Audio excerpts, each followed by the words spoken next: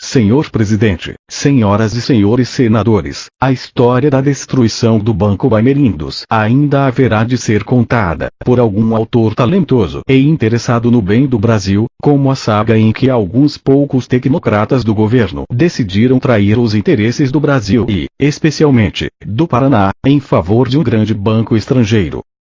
Esse drama, que se desenrolou entre 1995 e 1997, no qual o Tesouro Nacional e o povo brasileiro foram vítimas de uma gigantesca sangria de recursos e de riquezas, foi relembrado, recentemente, por quem foi presidente do Bamerindos quando ele ainda existia e era brasileiro.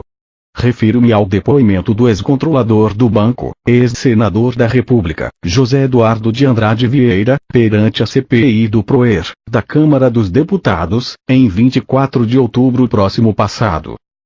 Nesse depoimento, Andrade Vieira, que tanto lutou para salvar o seu banco, instituição financeira de grande porte e de relevante importância para a economia nacional, trouxe fatos e documentos contundentes sobre distorções e irregularidades que deixam muito mal o governo federal e que envergonhavam e causam indignação a todos aqueles que querem o bem de nosso país.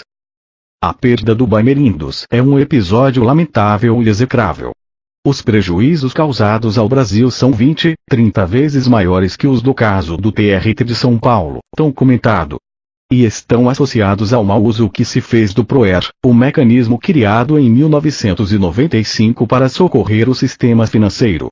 O PROER justificava-se naqueles casos em que servia para manter a liquidez e a solvência do sistema bancário e garantir os interesses dos depositantes e dos poupadores. Mas, em muitos casos, serviu como instrumento de favorecimento e oferta de benesses a uns poucos. No caso do Bamerindos, benesses gigantescas ao banco inglês HSBC, quando se poderia gastar 1/10 do que se gastou se a intenção fosse a de honestamente salvar um banco brasileiro. Senhor Presidente, o Bamerindos, destruído pelo governo federal, chegou a ser o segundo maior banco do país. Ele tinha história, tradição e interação dinâmica e saudável com nossa economia. Foi criado em 1927 e evoluiu por força de seriedade e de trabalho ao longo de muitas décadas de existência. Tinha 50 mil acionistas e 28 mil empregados. Atuava por meio de 1.240 agências e 4 mil postos de serviço, em todo o território nacional. Pagava anualmente 200 milhões em tributos. Era um banco atualizado tecnologicamente, das instituições financeiras privadas, a que mais se dedicava ao fomento agrícola. Era motivo de orgulho, principalmente para o Paraná, sua base de origem. Tinha 3 milhões de clientes. Em 1995, com a mudança súbita no panorama econômico e o estancamento da inflação, os bancos brasileiros entraram em dificuldades, adaptados que estavam às regras anteriores. O Bamerindos foi apenas mais um deles. O que realmente passou a pressionar o banco que, finalmente, o derrubou, foi uma decisão consciente e deliberada no seio do governo federal, centrada no ministro da Fazenda e no então presidente do Banco Central, Gustavo Franco, de que só deveriam restar no Brasil 2 grandes bancos brasileiros de varejo e que um grande banco brasileiro deveria ser repassado a um banco estrangeiro. Para atingir esse fim, o governo recorreu a 2 truques maquiavélicos. Primeiro, deixou vazar para a imprensa boatos malévolos sobre a suposta irrecuperabilidade do banco. Ao longo de alguns meses, no final de 96 e início de 97, as manchetes e textos da imprensa destinados a solapar a confiança do público no Bamerindos somam um dossiê de 200 páginas. Ora, a confiança é o principal patrimônio de um banco. O segundo truque foi negar ao Bamerindos o pagamento de títulos governamentais que lhe eram devidos, no total de 3,4 bilhões. Esses créditos, no entanto, foram pagos ao comprador estrangeiro do Bamerindos, o HSBC, tão logo se deu a desnacionalização do nosso banco. O acionista controlador do Bamerindos, Andrade Vieira, era ministro da Agricultura e, em abril de 1996, retirou-se do governo a fim de ter, eticamente, as mãos livres para lutar pelo seu banco.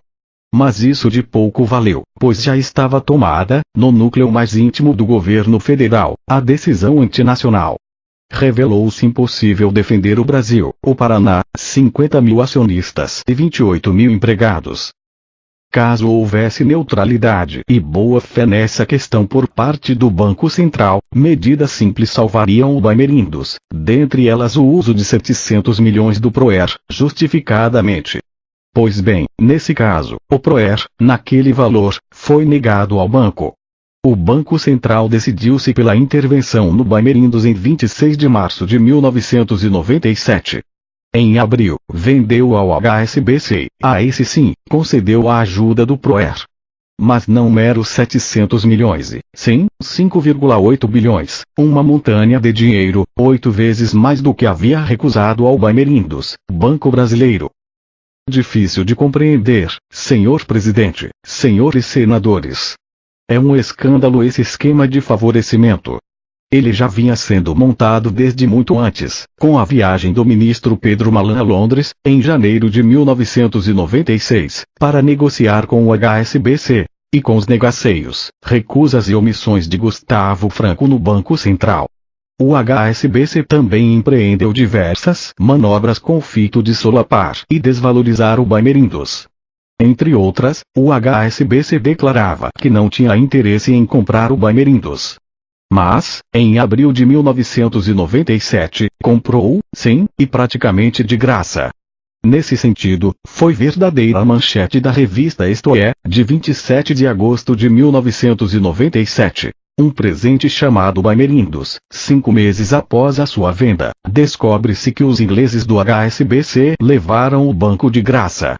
Senhor presidente, é leitura obrigatória o depoimento detalhado de Andrade Vieira na CPI do PROER, da Câmara dos Deputados. Estamos aqui dando apenas as linhas gerais do seu depoimento. Mesmo a singeleza deste sumário basta para se perceber como foi destruído um pedaço do patrimônio brasileiro, um banco nacional que sempre esteve no coração dos paranaenses. Destruído por manobras suspeitas, que partiram do núcleo do governo federal, num exemplo de mau uso do PROER, numa demonstração de que falta controle sobre aqueles que promoveram o escândalo bilionário do Marca e do Fontecimbam. O senhor Pedro Simon, PMDB, Rio Grande do Sul, permite-me Vossa Excelência uma parte? O senhor Álvaro Dias, Bloco PDT, Paraná, concedo, com prazer, ou a parte ao senador Pedro Simon. O senhor Pedro Simon, PMDB, Rio Grande do Sul, não há dúvida de que é estarrecedor o pronunciamento de Vossa Excelência, com as revelações que faz. Há muito tempo que conhecemos essa matéria, porque o Senado acompanhou passo a passo o processo. Quando o então presidente do Bamerindos era senador da República, usou a tribuna do Senado para denunciar o que estava acontecendo com seu banco. À margem de quaisquer conjecturas que se possam fazer, como explicar o que aconteceu ao Bamerindos. O senhor Andrade Vieira foi o tesoureiro da campanha do senhor Fernando Henrique, foi o coordenador, foi quem arrumou os meios, foi o responsável financeiro pela campanha do senhor Fernando Henrique Cardoso. Ou seja, era um homem da sua intimidade, porque o tesoureiro de campanha deve ser um homem em quem tenhamos absoluta confiança e de quem esperemos absoluta fidelidade. Além do mais, nunca se ouviu falar que o senhor Vieira tenha cometido nenhuma irregularidade ou imoralidade em suas ações como tesoureiro da campanha. Terminada a campanha, ele foi escolhido ministro da Agricultura pelo presidente Fernando Henrique. O que mudou? Era um homem que, como tesoureiro da campanha do presidente, conhecia fatos e números da campanha e os podia revelar.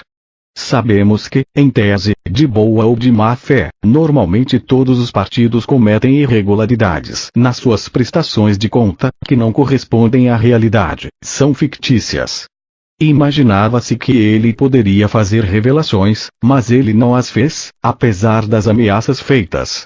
O que levou o senhor Fernando Henrique a permitir um gesto dessa natureza contra um amigo e colaborador, contra um banco que, como diz Vossa Excelência, era tradicional no país, tinha história, tinha biografia, não aconteceu da noite para o dia, foi crescendo e se desenvolvendo. contra um banco, já seria grave, ainda mais contra um banco de propriedade do tesoureiro da sua campanha e seu ministro da Agricultura. Ele trabalhava como ministro enquanto solapavam o seu banco. Por isso, como lembrou Vossa Excelência, o senhor Andrade Vieira teve que renunciar ao ministério para vir a esta casa e, da tribuna, debater e apresentar os fatos que demonstravam que ele estava sendo sabotado. Há uma interrogação. O que pode ter acontecido? Teria sido insensibilidade do senhor Fernando Henrique ou teria havido acontecimentos graves de que Sua Excelência tinha conhecimento e nós não sabíamos? Fica, portanto, esta interrogação. Ou teria acontecido uma bomba, fatos muito graves de que o senhor Fernando Henrique tinha conhecimento e não quis divulgar, ou, então, sinceramente, Sua Excelência teve uma atitude triste, para não dizer mesquinha, para não dizer dolorosamente reprovável, em relação a seu tesoureiro e ministro. O senhor Álvaro Dias, Bloco PDT, Paraná. Muito obrigado, senador Pedro Simão. Realmente o governo deve explicações nesse caso. A hipótese de existirem irregularidades graves, como Vossa Excelência sugere, exigiria maior transparência do poder público. O Banco Central, que é o instrumento capacitado a fiscalizar o sistema financeiro, deveria anunciar ao país as razões desse procedimento, porque não há lógica na ação governamental. Quando um governo nega, para a recuperação do banco, 700 milhões do PROER, para que ele permaneça brasileiro e de seus 50 mil acionistas minoritários, e oferece 5,8 bilhões, 8 vezes mais do que o Banco Brasileiro reivindicava para seu saneamento, para um poderoso banco inglês, não há como concordar com essa lógica da perversidade. Sobretudo, senhor presidente, senhoras e senhores senadores, porque 50 mil acionistas minoritários são vítimas dessa transação antinacional. Mais de 50 mil famílias brasileiras estão clamando por justiça às portas do Banco Central, na CPI da Câmara dos Deputados, nos gabinetes dos senadores. Constantemente recebemos o Coronel Ribas, que lidera esse movimento em favor dos acionistas minoritários, sobretudo residentes no Paraná. Para concluir, senhor presidente, esse famigerado caso Bamerindos, sua entrega gratuita ao capital financeiro internacional, aliás, como se fosse um presente de casamento real, obra do governo, causou um incalculável prejuízo ao Brasil, ao Paraná, ao erário público e a cada cidadão brasileiro. E representa bem a imensa tarefa diante de nós, de colocarmos freios e controles eficazes que impeçam, no futuro, a repetição desses frequentes escândalos que afetam o nosso sistema bancário, sempre às expensas do nosso povo. Muito obrigado, senhor presidente.